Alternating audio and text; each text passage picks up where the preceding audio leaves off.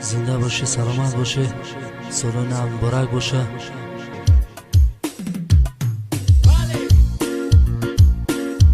یک بچه هکی غریب یک روز زنگ زد، در دلم علم دارم و گفت گپ زد. یک بچه هکی غریب یک روز زنگ زد، در دلم علم دارم و گفت گپ زد. گفت اگه کجون برام یک بیده بخون، سرگذشتی عاشقی کرد چون من از کس. گفت اگه کجون برام یک بیده بخون، سرگذشتی عاشقی کرد چون من از کس. از خانه و در دورم غریبم و فقیر، درد و غمیش افتادم و شدم اسیر. مسافر بچه‌ام مثل شریف و منو چه، درد و غمیش بستم مرا با زنجیر. مسافر بچه‌ام مثل شریف و منو چه، درد و غمیش بستم مرا با زنجیر. عاشق شدم من با طریق اینترنت، با یک دخترکی میونه قد و صفصفه. عاشق شدم من با طریق اینترنت،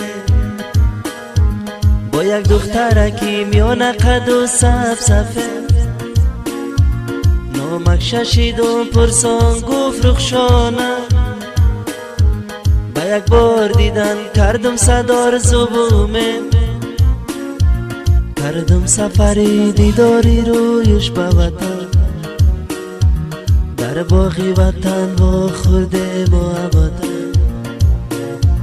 باور نکردم خواب بدم یا کی بدای، رخشانه قزه با بدای در قطن. باور نکردم خواب بدم یا کی بدای، رخشانه قزه با بدای در قطن. هر سالی در روز دیدار بینی بود 5 بار، هر سال به وطن سفر میکردم یک بار. سالی 5م رخشانه را دادم به شوهر، باز تنها موندم منی غریبی غم.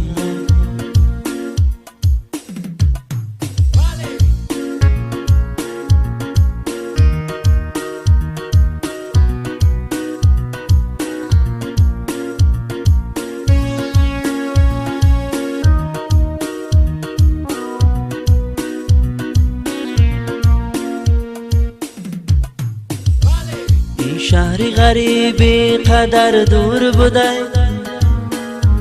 درد و غمی رخشانه قزور بوده. این شهری غریبی قدر دور بوده، درد و غمی رخشانه قزور بوده. رخشانه کجا و من کجا، هر دو جدا. تقدیری منی غریبی قشور بوده. رخشانه کجا و من کجا، هر دو جدا.